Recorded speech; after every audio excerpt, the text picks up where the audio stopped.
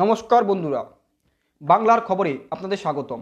বন্ধুরা, আজকে যে লোকসভা নিয়ে একটা প্রতিবেদন রাখতে চলেছি সেটি হলো তমলুক লোকসভা কেন্দ্র। 24 সালে যে লোকসভা ভোট সংগঠিত হয়েছে তমলুক লোকসভাতে, সেই তমলুক লোকসভাতে যে সাতখানা বিধানসভা কেন্দ্র আছে, সেই সাতখানা বিধানসভা কেন্দ্রে কোন দল কত ভোট পেয়েছেন এবং কখানা বিধানসভা কেন্দ্র এগিয়ে আছে, এই নিয়ে মূলত আমার আজকে প্রতিবেদন বা মূল বিষয়। তমলুক লোকসভার আন্ডারে যে সাতখানা বিধানসভা কেন্দ্র আছে, সাতখানা বিধানসভা কেন্দ্রগুলো কী কী এক নজরে দেখে নেওয়া যাক। তমলুক, পাঁশকুড়া পূর্ব, পাঁশকুড়া পশ্চিম, ময়না, মহিষাদল, নন্দীগ্রাম ও হলদিয়া। এবং যে তিনজন গুরুত্বপূর্ণ দলের প্রার্থী ভোটে দাঁড়িয়েছে তমলুক লোকসভা আন্ডারে বা তমলুক লোকসভা কেন্দ্রে, তারা হলেন বিজেপি প্রার্থী অভিজিৎ গঙ্গোপাধ্যায়, টিএমসি প্রার্থী দেবাংশু ভট্টাচার্য এবং সিপিএমের প্রার্থী সায়ন ব্যানার্জি।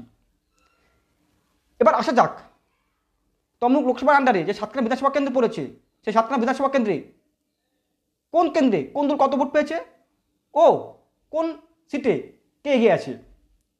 তমলুক বিধানসভা কেন্দ্রে বিজেপির প্রাপ্ত ভোট অর্থাৎ অভিজিৎ গঙ্গোপাধ্যায় পেয়েছেন 1,18,398টি। টিএমসি ভোট পেয়েছেন 97,937টি ভোট অর্থাৎ দেবাংশু ভট্টাচার্য।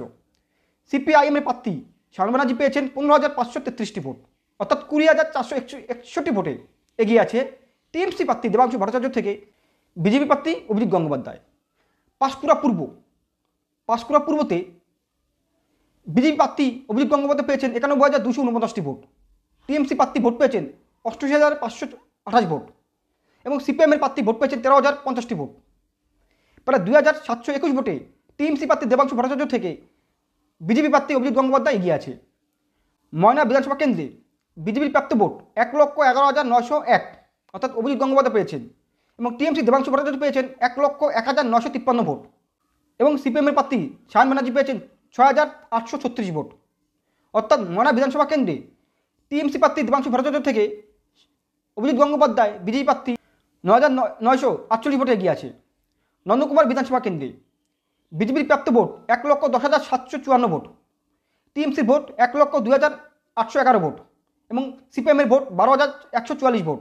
অর্থাৎ নন্দকুমার বিধানসভা কেন্দ্র 7,943 ভোটে টিএমসি প্রার্থী দেবাংশু ভট্টাচার্য থেকে বিজেপি প্রার্থী অভিজিৎ গঙ্গোপাধ্যায় এগিয়ে আছে।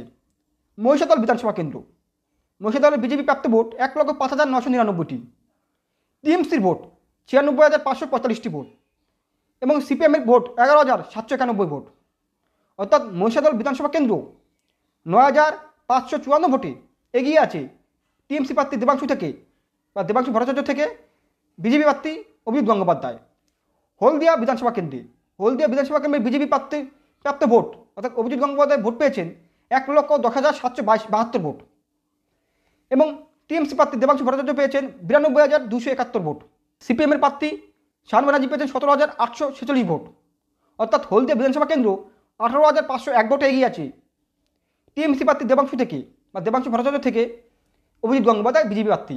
নন্দীগ্রাম বিধানসভা কেন্দ্রে 1,12,110 ভোট পেয়েছে বিজেপি প্রার্থী অভিজিৎ গঙ্গোপাধ্যায়।